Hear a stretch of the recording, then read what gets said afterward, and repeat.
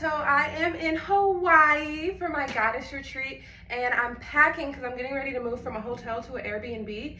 And I just wanted to pack and do a little story time because I am literally having the best time. So I'm probably gonna call this video Raising Your Standards. So the story is I just stayed at the Ritz-Carlton for the first time, and it was such a huge stretch for me, and I was just like, so the story that I had was that,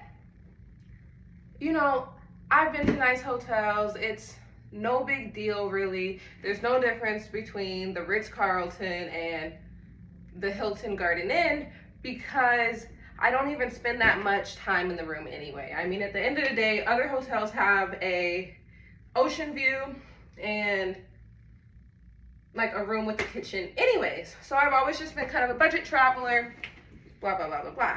But the conference that I'm here for is actually at the Ritz-Carlton, so it's been really nice to be able to just walk downstairs, enjoy what's going on, and then walk back upstairs, and then everyone usually meets here at the hotel that I'm staying at, so it's super duper convenient. And then on top of that, the customer service has been top tier, amazing. So I only stayed here for one night, but I'm really happy I did this because now at least it's not something that I'm like, oh, I don't get to have that. That's not for me. I would never spend that much money on a hotel. Now it gets to be it's not something I'm not allowing or I think that I can't have.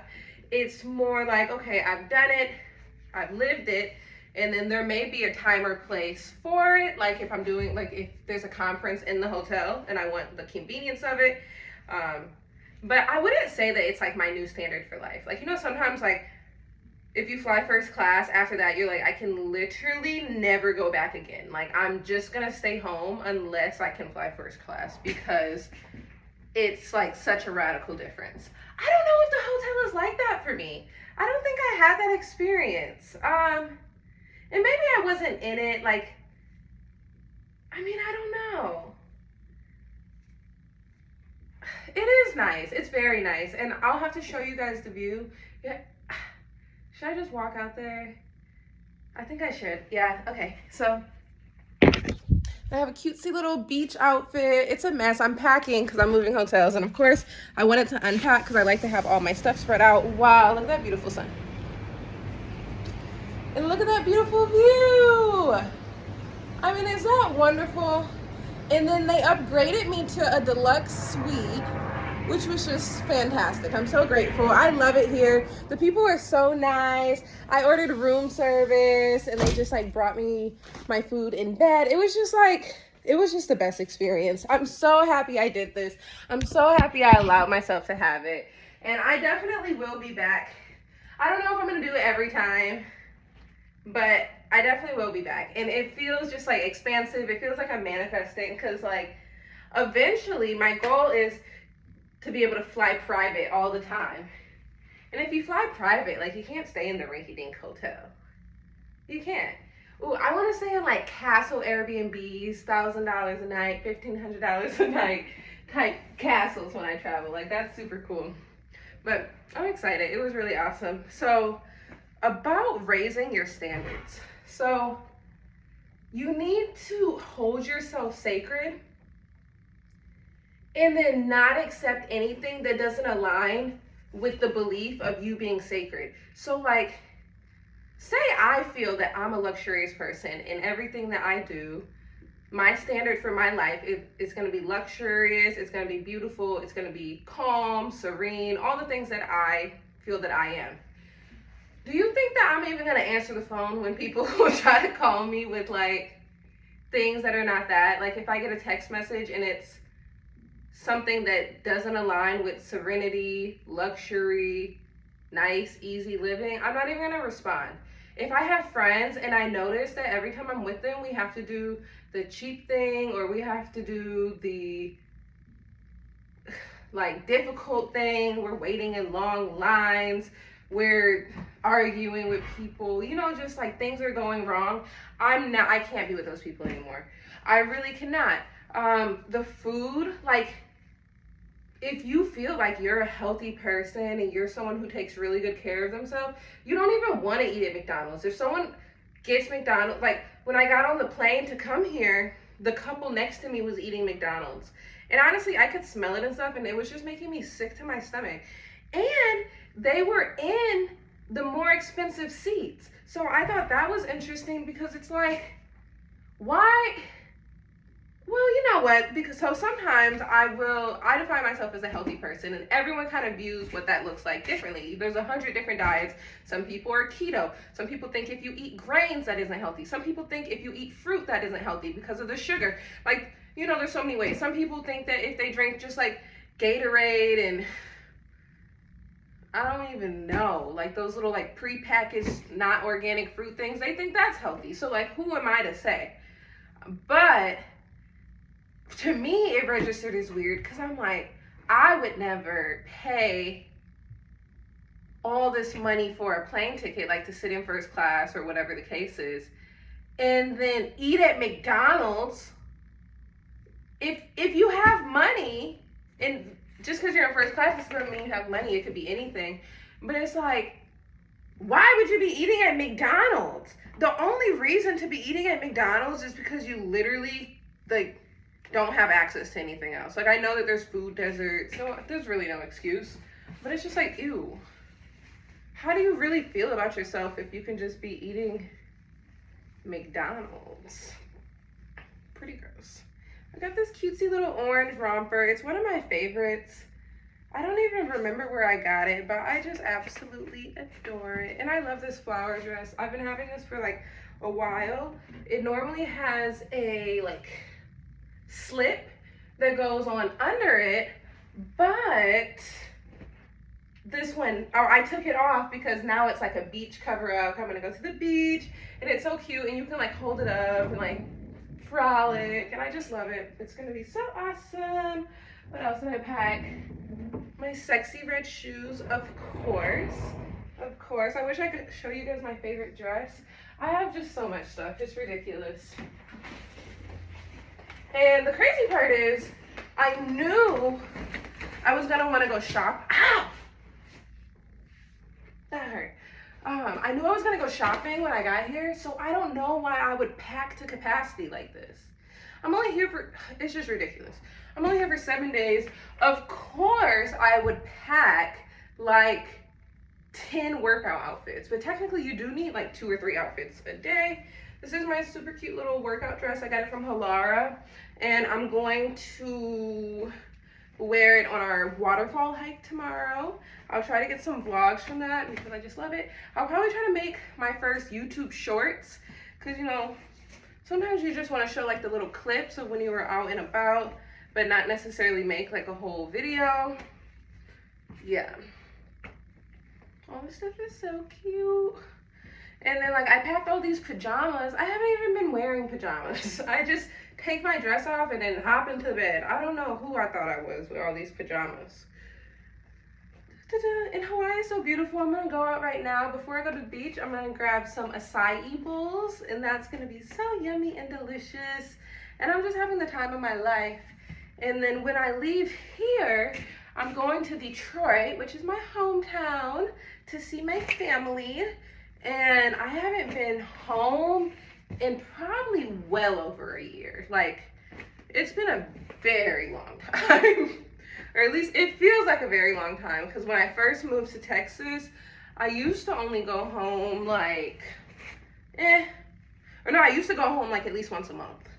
So just the fact that I haven't been home in like over a year, that's pretty crazy. This is so cute. I was expecting this to be a really quick video, but I guess I have just so many clothes. I've been going through a big like transition where my style is changing a lot. So I've been wanting to get like new clothes because the things that I have aren't like my vibe anymore. And that feels really good because that just shows like I've been changing, I've been growing, I've been evolving. And it's so nice to be able to look back in like large sections of time because my life moves so fast. Like honestly, a week ago feels like a year ago. It's like so much has happened in the past 7 days that I can't even, like when someone's like, oh, what did you do yesterday? It's hard. I barely even know because so much has happened since then. I'm just changing. So when I look back at like a year, like, okay, where was I last year? It's crazy. Like, it's insane. Like, I was a totally different person doing totally different things with totally different beliefs. It's like blowing my mind. Blowing my mind. Like, I don't even know what I was doing last year, but it was not this. And now I am traveling the world, living my best life, loving every second of it. And it's fantastic. It's just fantastic. Like, I brought like 10 washcloths. It's just, I don't know what I was thinking.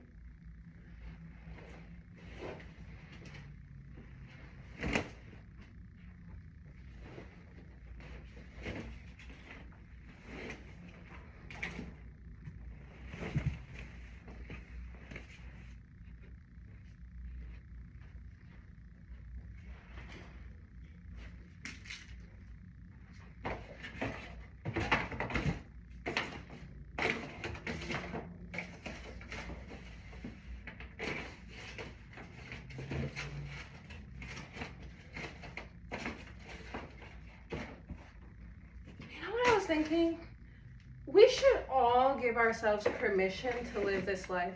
Like, you know how many people have the money that it takes to travel? Like, it's not even out of their realm of possibilities, and then they make up all these crazy stories about traveling, like, oh, I'm home, oh, I'm busy. There's a lady here on the retreat with me. She has a 2-year-old and not a lot of like babysitting support. And so she bought a ticket for herself, and then she bought a ticket for the son probably didn't need a ticket, but she bought a ticket for her sister just so the sister could come and watch the baby while she's doing this retreat, working on herself, expanding her income, all these things. Like, the point of this is, if you want to make it happen, then you will.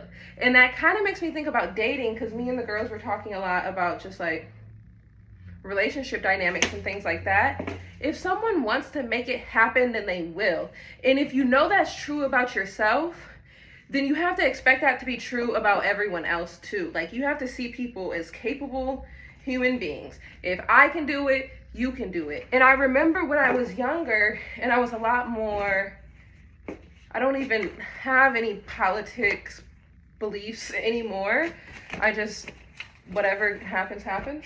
But when I was younger, I was a lot more like, I guess, compassionate. I'm still compassionate, but in a different way, because now I know if I can do it, you can do it. I'm no better than you. I don't think I'm better than anybody else in the world. I don't think I'm smarter. I don't think I'm hotter. I don't think any of those things. So if I can do it, you can do it. And the only thing that's keeping you from doing it is all these crazy stories that you come up with. Stories like, it's too hard, I don't have the money, my boyfriend isn't gonna wanna come, I don't have anyone to go with, my friends keep bailing, blah, blah, blah, blah, blah. Literally just go. Like, just do the thing. Just experience something outside your comfort zone. You have no idea how many people, like in their 20s, like big grown people who have never even left the state that they were born in. Like, can you believe it? I can't.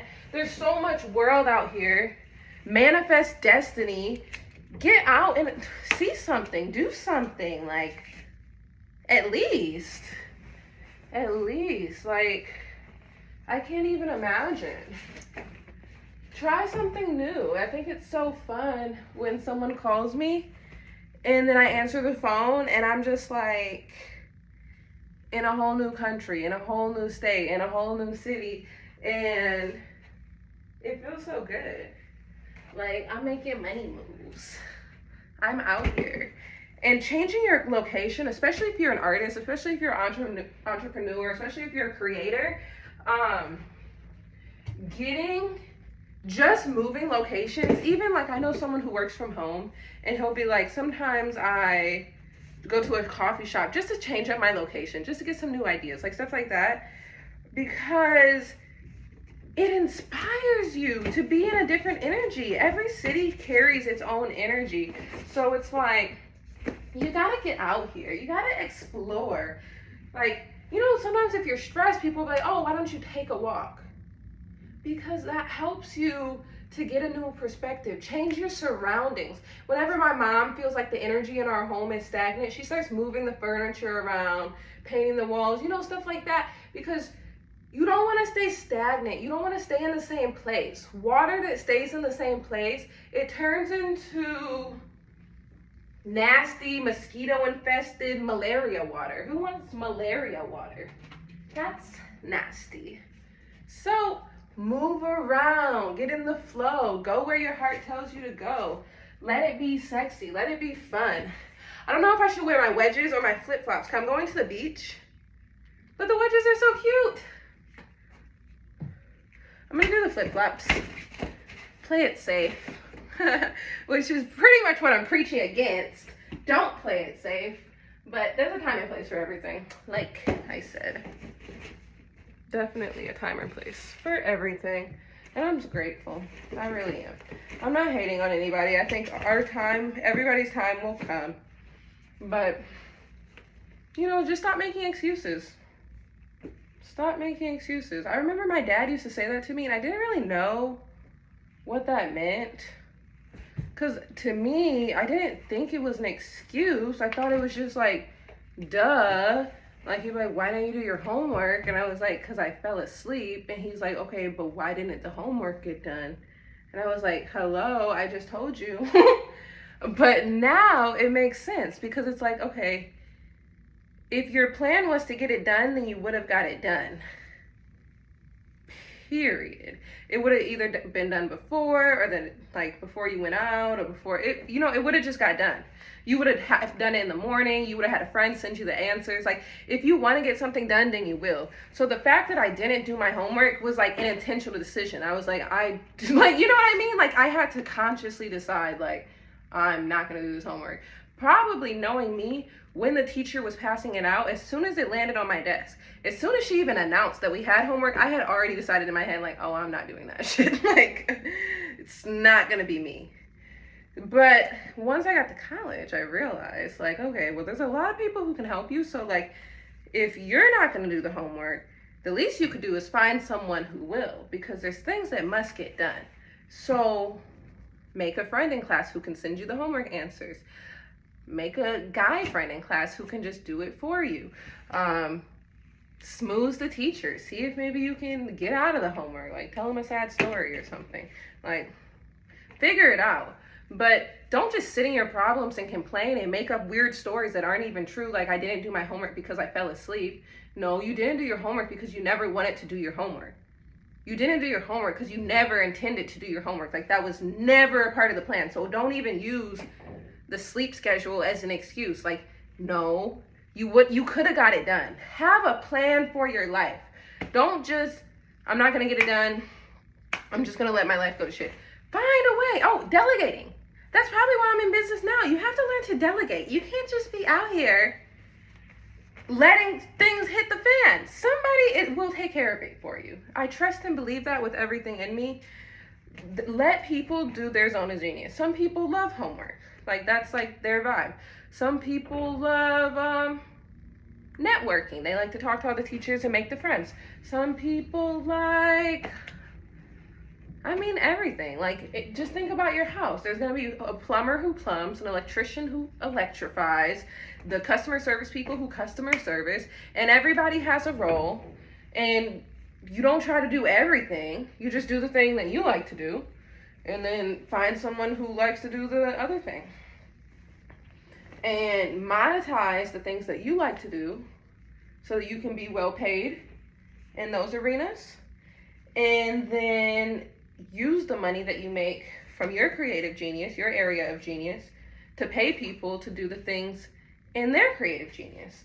And that's basically like trade and barter, because everyone does have some realm of creative genius, something to offer, something to bring to the world. I believe if you didn't have some purpose here on this earth, then you wouldn't wake up tomorrow. God is not even going to give you the chance to be here if he doesn't think that you're worthy. So just the fact that you're breathing It's proof that you are worthy. It's proof that you have a purpose. It's proof that you should be doing something with your life. So even if you don't really know what that thing is yet, you really don't have to. You just need to do whatever feels good and right in that moment and trust that God is working through you. You really just have to be willing to allow God to work through you. Like when I decided like I really want to stay here at this hotel for a night, I didn't question. I just assumed like God gave me that desire because maybe something miraculous is going to happen here. And something miraculous has happened here. So it's not like you need to go where you're called. Because God has a plan for you. Like, what if you just get like a random, like you're driving, you get the random thought to like pull over at this store and you're like, oh no, I don't need to go to that store. Pull over at the store if you're doing your inner work.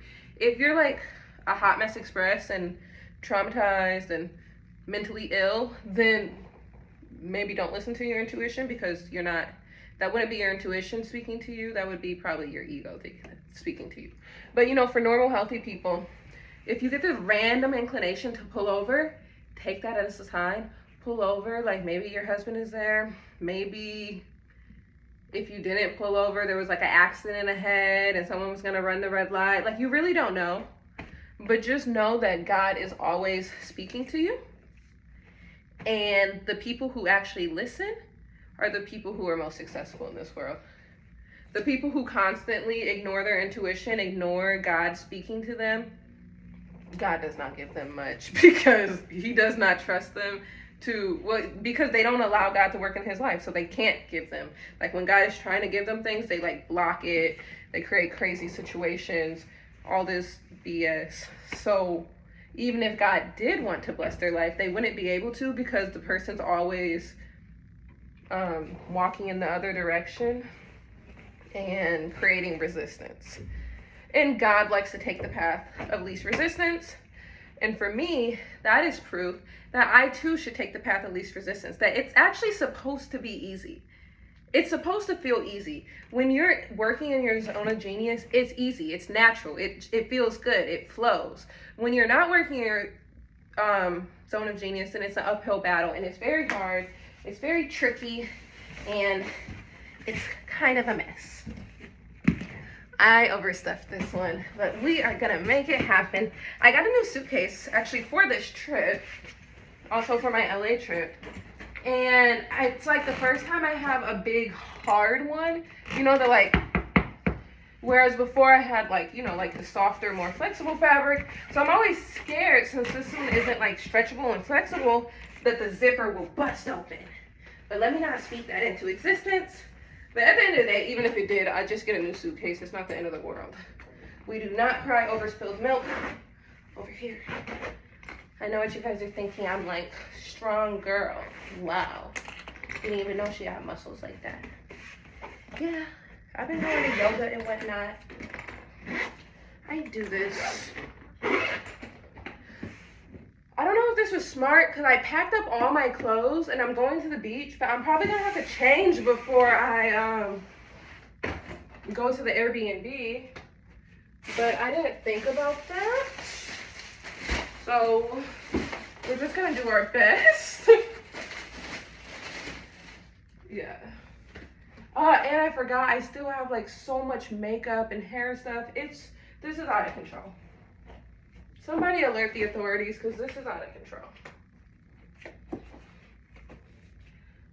I have like journals upon journals. Like, why did you need 4 journals for this one little trip? Like, it's just ridiculous. It's just ridiculous. Yeah.